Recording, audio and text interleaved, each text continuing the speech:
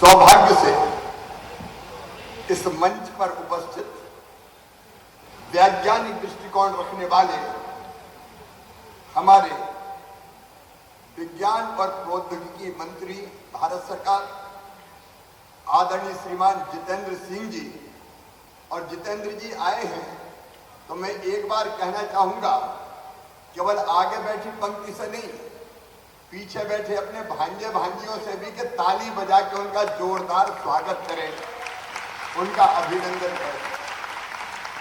आदरणीय जितेंद्र सिंह जी मध्य प्रदेश के हमारे साइंस और टेक्नोलॉजी मिनिस्टर आदरणीय ओपी सकलेचा जी,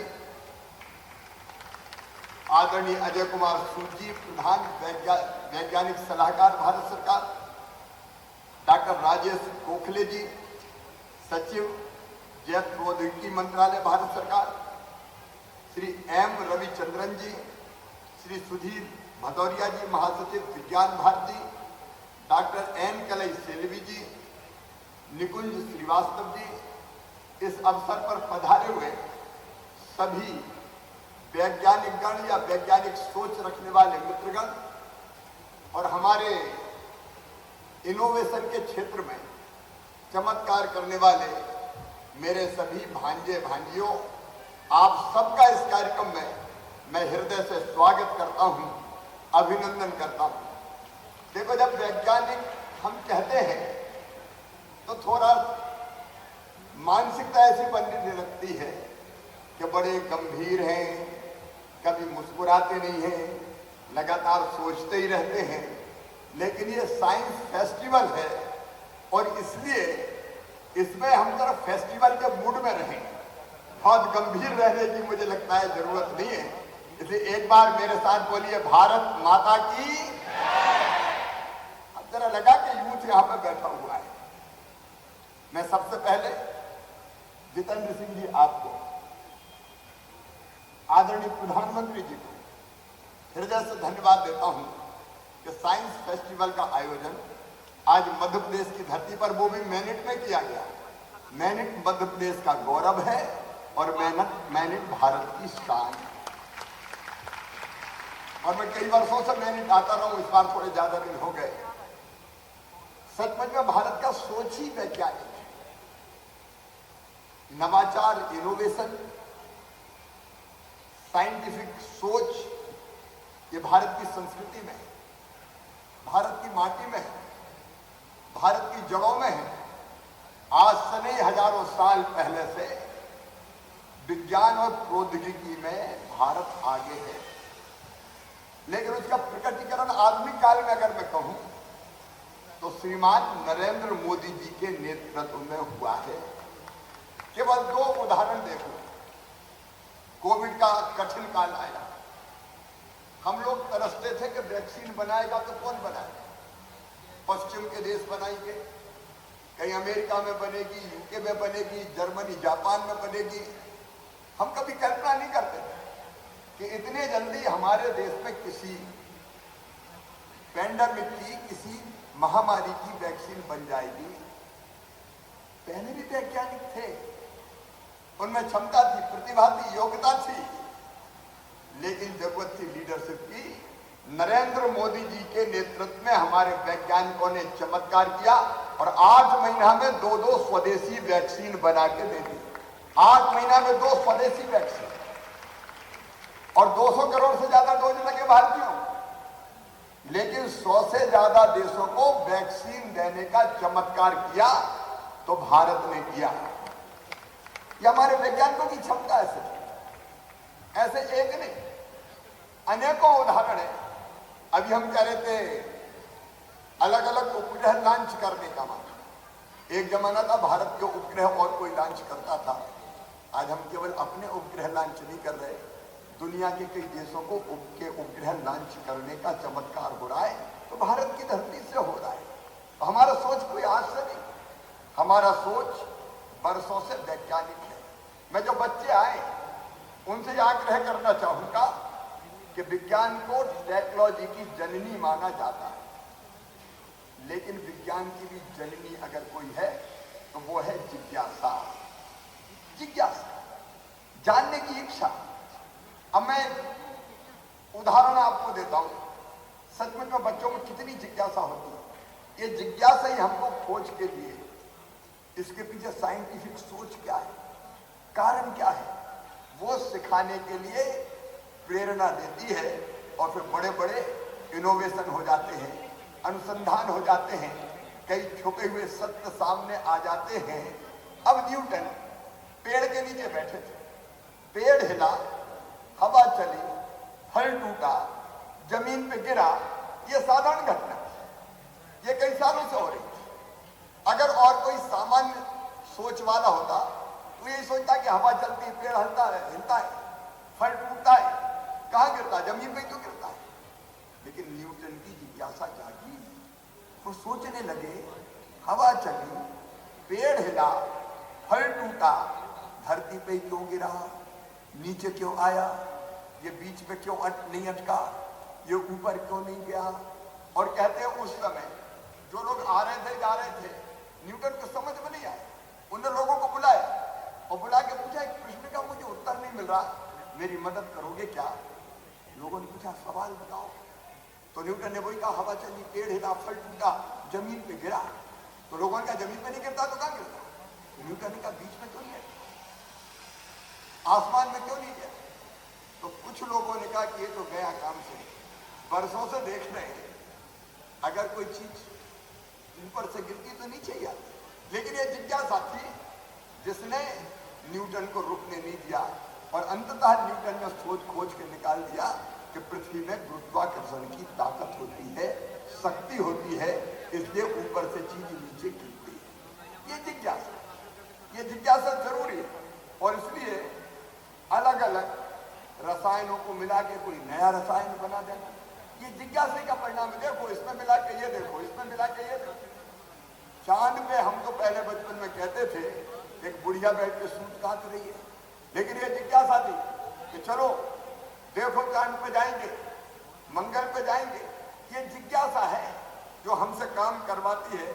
हमारे रविंद्रनाथ टैगोर जी ने भी बात कही थी। मैं विशेषकर बच्चों से कहना चाहूंगा, हमारा सारा ज्ञान और हमारी सारी योग्यताएं जिज्ञासा के बिना बेकार है, व्यर्थ है। और इसलिए मैं आज जो बच्चे यहां बैठे हैं जो सचमुच में वैज्ञानिक दृष्टिकोण रखते हैं, ये बच्चे चमत्कार कर रहे हैं कई क्षेत्रों में। अभी स्टार्टअप्स का हमने देखा, भारत स्टार्टअप्स के इकोसिस्टम में, स्टार्टअप्स बनाने में यूनिकॉर्न हो चाहे चीता हो, दुनिया में तीसरे नंबर पे आ गया है। और ये चमत्कार किया तो हमारे बच्चों ने किया है, जिसमें मध्य प्रदेश के बच्चे भी सम्मिलित हैं। मैं सभी बच्चों ये कहना चाहूंगा कि ये जिज्ञासा, जानने की इच्छा, ये जिजीविका मन में बनी रहनी चाहिए। तो लगातार आप नई खोज करने में, लेकिन जिज्ञासा के साथ एक चीज और जरूरी है, वो है जिद। देखो जिद चाहिए। अगर आपके मन में जिद नहीं है जानने की, तो आप केवल सोच के रह जाओगे। जो सोचते हो उसको धरती पर उतारने के लिए जिद की जरूरत होती है। और इसलिए हमने मध्य प्रदेश में ओपी सखलेचा जी ने भी बहुत मेहनत की। जिज्ञासा और जिद, इस फार्मूले पर हमने मध्य प्रदेश की साइंस और टेक्नोलॉजी की पॉलिसी बनाई है। मैं एक बात और आज गर्व के साथ कहना चाहूंगा, प्रधानमंत्री श्रीमान नरेंद्र मोदी जी के नेतृत्व में एक वैभवशाली भारत, एक गौरवशाली भारत, एक संपन्न भारत, एक समृद्ध भारत और एक शक्तिशाली भारत का निर्माण हो रहा है। और उस भारत के निर्माण में साइंस और टेक्नोलॉजी का, इनोवेशन का एक बहुत महत्वपूर्ण रोल है। और प्रधानमंत्री का सोच पूरी तरह से साइंटिफिक है। लेकिन जैसा मैंने प्रारंभ में कहा था, भारत की माटी और जड़ों में ये बात आज नहीं, हजारों साल प्राचीन समय से एक नहीं अनेकों वैज्ञानिकों के नाम हैं। एक तरफ हमने धर्म और अध्यात्म के क्षेत्र में योग, ध्यान, प्राणायाम, प्रत्याहार, समाधि, पता नहीं ब्रह्मांड के कितने सत्यों को खोजने की कोशिश की। भाई दूसरी तरफ अगर आप देखेंगे, आप सोच के देखें, हम लोग रामायण पढ़ते थे तो रामायण में 1919 के पहले जब राइट बंधुओं ने हवाई जहाज बना लिया था, उसके पहले कब से पुष्पक विमान का उल्लेख था? 7000 साल पहले भारत में विमान की कल्पना थी। पुष्पक विमान जैसी न केवल कल्पनाएं बल्कि वो साकार भी हुई थी। और केवल इतना नहीं, जॉन डाल्टन के परमाणुवाद से 2000 साल पहले, मैं गर्व के साथ कह रहा हूं, महर्षि कणाद, उन्होंने परमाणुवाद को प्रतिष्ठित किया था। कणाद का नाम मेरे बच्चे जानते होंगे, नहीं जानते तो जानना चाहिए। और केवल इतना ही नहीं, न्यूटन से भी सदियों पहले भारत के खगोल विज्ञानी भास्कराचार्य ने साबित कर दिया था कि पृथ्वी आकाशीय पदार्थों को एक विशेष शक्ति के साथ अपनी तरफ आकर्षित करती है। केवल इतने ही नहीं, अथर्ववेद में पहली बार लक्षणों के आधार पर ज्वर, खांसी, डायरिया और कुष्ठ जैसी बीमारियों को पहचान और उसकी चिकित्सा में कौन सी औषधि प्रयुक्त होगी उसका वर्णन मिलता है। ईसा से 600 साल पहले तक्षशिला और हमारा वाराणसी औषध विज्ञान के बड़े केंद्र बनकर उभरे थे। और दो प्रमुख ग्रंथ जिनका आज मैं गर्व के साथ उल्लेख करना चाहूंगा, चरक की चरक संहिता और सुश्रुत की सुश्रुत संहिता।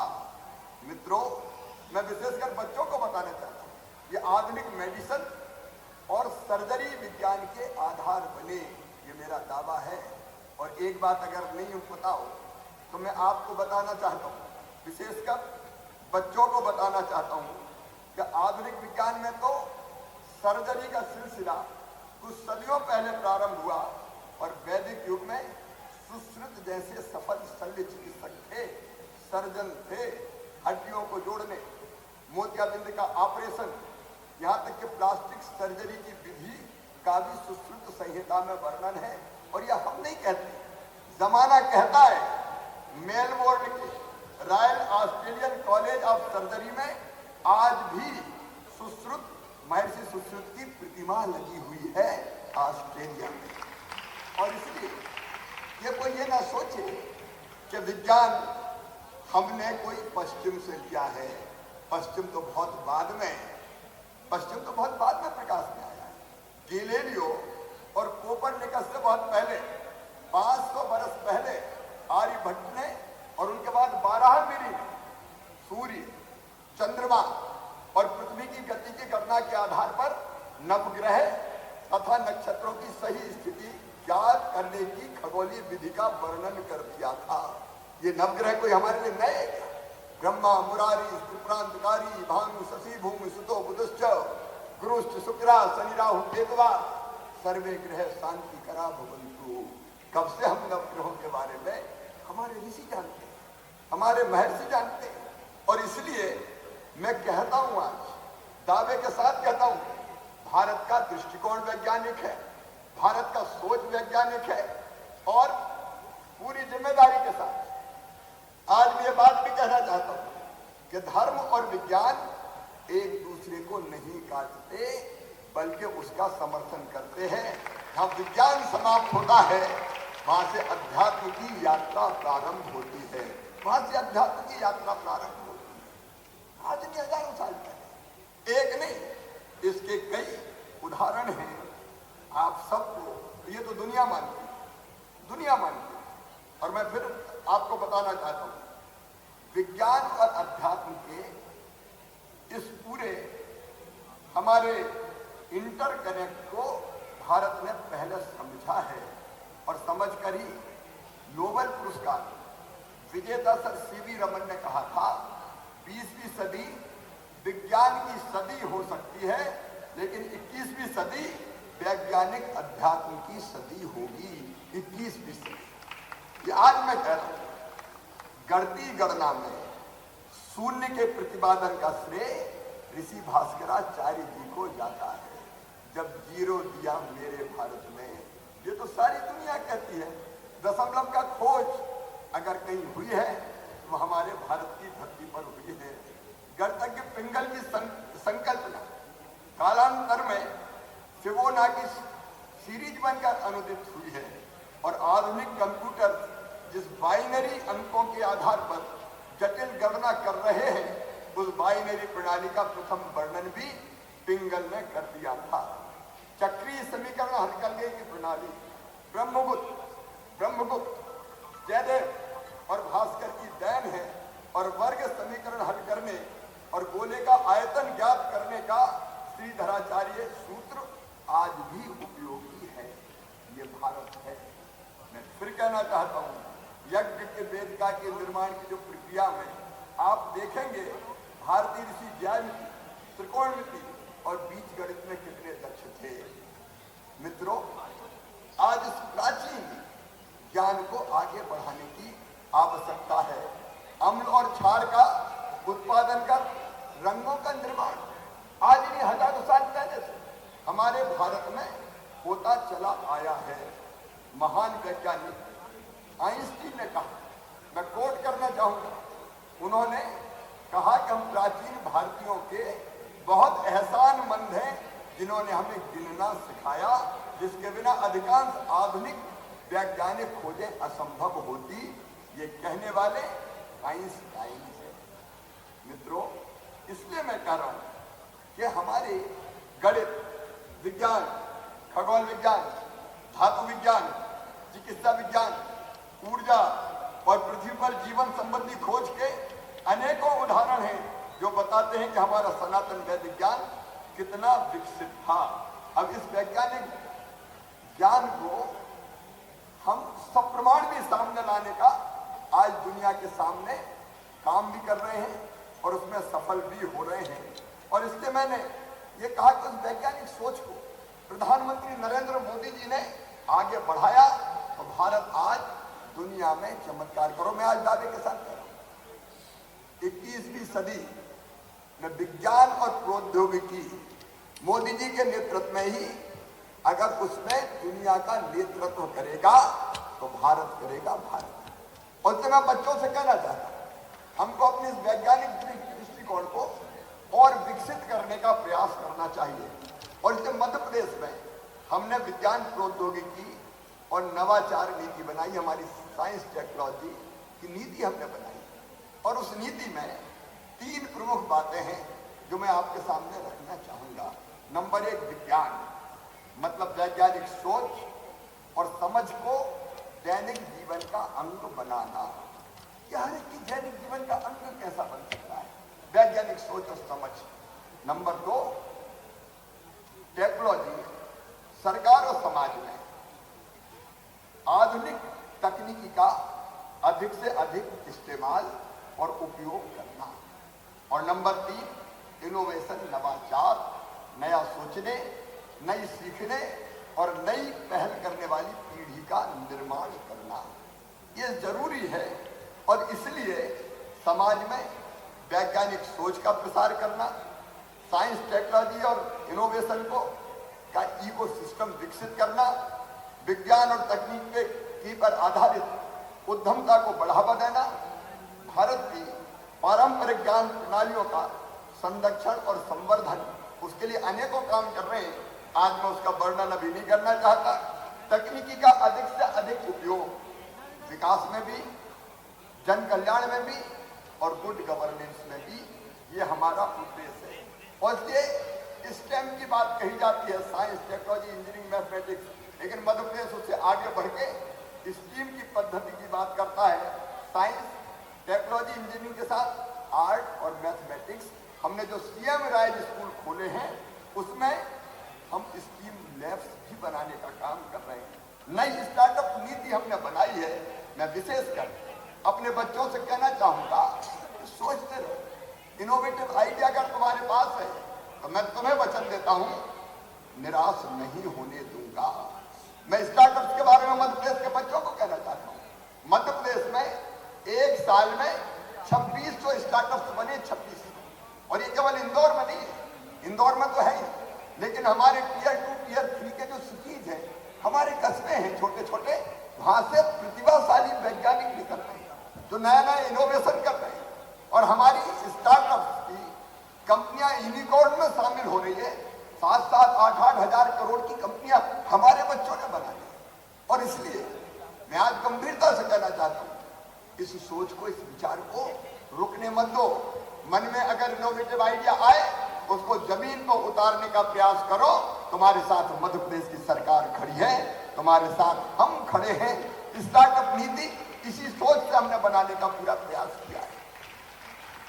और अभी मैं बहुत विस्तार में नहीं बोलूंगा, लेकिन स्टार्टअप इनोवेटिव आइडिया है तो जमीन को उतारने की पूंजी कहां से आए? हमने स्टार्टअप नीति में तय किया है 1 करोड़ रुपए तक की हम सहायता देंगे। हम ये भी तय कर रहे हैं भोपाल इंदौर में हम अभी स्टार्टअप पार्क बना रहे हैं, जरूरत पड़ी भोपाल में बनाएंगे, ग्वालियर जबलपुर में बनाएंगे। आपको पैसे की दिक्कत है तो वेंचर कैपिटल फंड उससे भी हम पैसा लगाएंगे।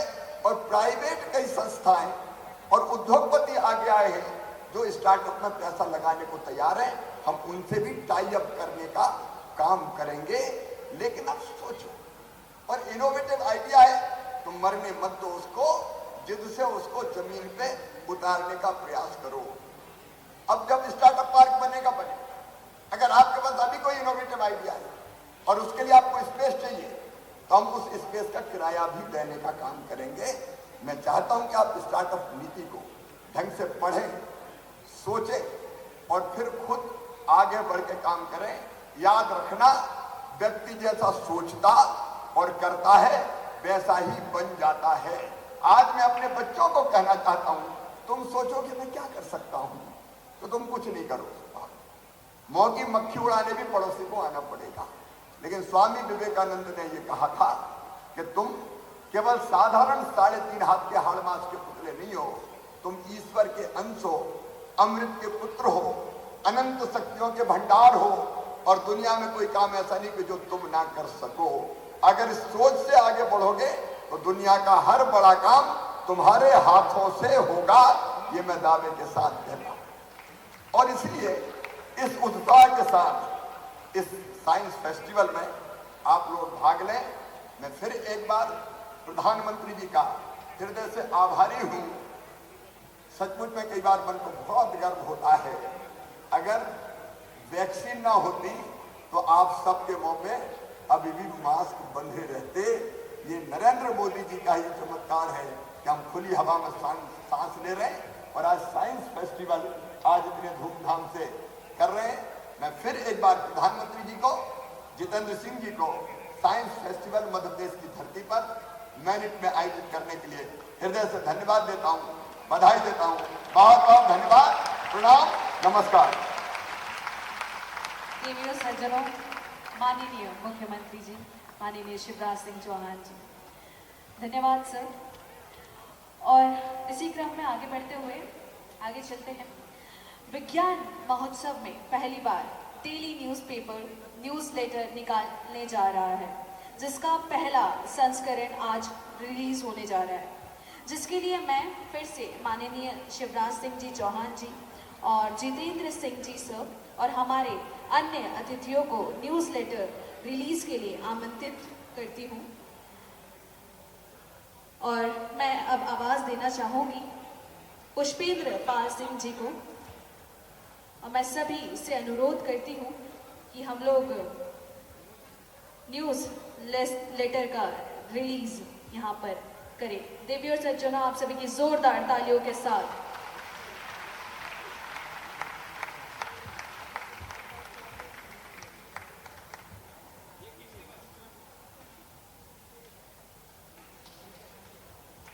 तालियों की आवाज। धन्यवाद।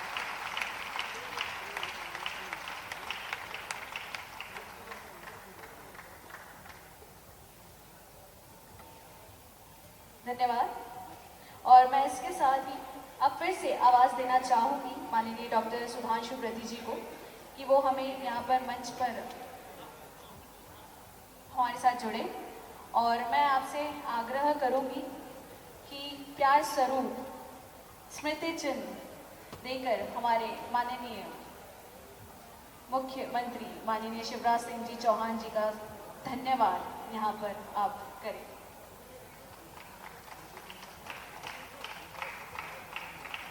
इसी क्रम में बढ़ते हुए मैं फिर से आपसे अनुरोध करूंगी कि आप स्मृति चिन्ह देते हुए डॉक्टर जितेंद्र सिंह जी का भी यहाँ पर धन्यवाद करें।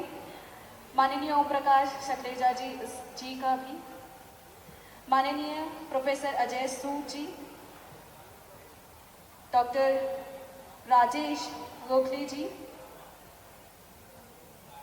डॉक्टर एम रवि चंद्रन जी, डॉक्टर एस क्राइसेल्वी जी, डॉक्टर सुधीर भदौरिया जी और अंत में मिस्टर निकुंज श्रीवास्तव जी। इसी के साथ हम लोग आगे बढ़ते हैं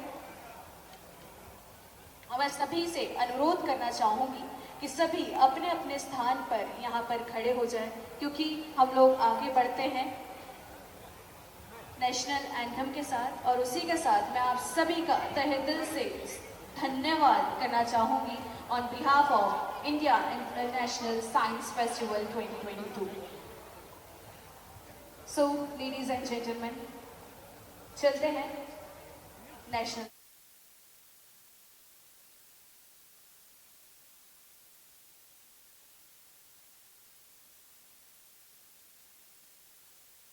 आठवां भारतीय अंतर्राष्ट्रीय विज्ञान महोत्सव का शुभारंभ किया गया। खुद सीएम शिवराज सिंह चौहान मौजूद रहे और आपको ये भी बताते चले कि कार्यक्रम का सीएम शिवराज ने शुभारंभ किया है और इस दरमियान टेक्नोलॉजी को लेकर सीएम ने बातचीत की है। कार्यक्रम में केंद्रीय मंत्री डॉक्टर जितेंद्र सिंह भी शामिल हुए। बेहद खास ये कार्यक्रम रहा। प्रधानमंत्री मोदी की सोच साइंटिफिक है, सीएम शिवराज सिंह चौहान ने कहा और इस दरमियान उन्होंने टेक्नोलॉजी और इनोवेशन को लेकर चर्चाएं की है। और इसी के साथ सीएम ने युवाओं से कहा है कि अगर आपके पास इनोवेटिव आइडियाज हैं तो मैं आपको निराश नहीं करूंगा। तो पहले भी वैज्ञानिक थे और उनमें प्रतिभा थी, लेकिन नेतृत्व में और यहाँ पे पीएम मोदी के नेतृत्व में 8 महीने में हमने 2 वैक्सीन बनवाई हैं। तो सीएम ने उत्साह के साथ साइंस फेस्टिवल में हिस्सा लिया और इस दरमियान सीएम ने प्रधानमंत्री मोदी को धन्यवाद भी दिया है और कहा कि अगर वैक्सीन नहीं होती तो आपके मुंह पर मास्क लगा होता। तो इनोवेशन को लेकर चर्चाएं की गई, डेवलपमेंट को लेकर, टेक्नोलॉजी को लेकर बातचीत की गई है साइंस फेस्टिवल में। तो सीएम ने न्यूटन का उदाहरण भी दिया। इस दरमियान सीएम ने न्यूटन का उदाहरण देते हुए कहा कि फल गिरना एक सामान्य घटना है, लेकिन न्यूटन की जिज्ञासा जगी जिसकी वजह से न्यूटन लॉ आया। तो साइंस फेस्टिवल का आयोजन और इस दरमियान सीएम शिवराज सिंह चौहान पहुंचे। बेहद खास ये कार्यक्रम रहा। ये तस्वीरें भी आप तक पहुंचा रहे हैं जहां पर सीएम पहुंचे और यहां पर नवाचार को लेकर बातचीत की गई, इनोवेशन को लेकर बातचीत की गई और सीएम ने टेक्नोलॉजी पर विशेष तौर पर ध्यान दिया है। कहा कि पहले भी वैज्ञानिक थे और उनमें प्रतिभा थी, लेकिन नेतृत्व नहीं थी और ऐसे में पीएम मोदी के नेतृत्व में 8 महीने में हमने 2 वैक्सीन बनाई हैं और विज्ञान की जननी जिज्ञासा है।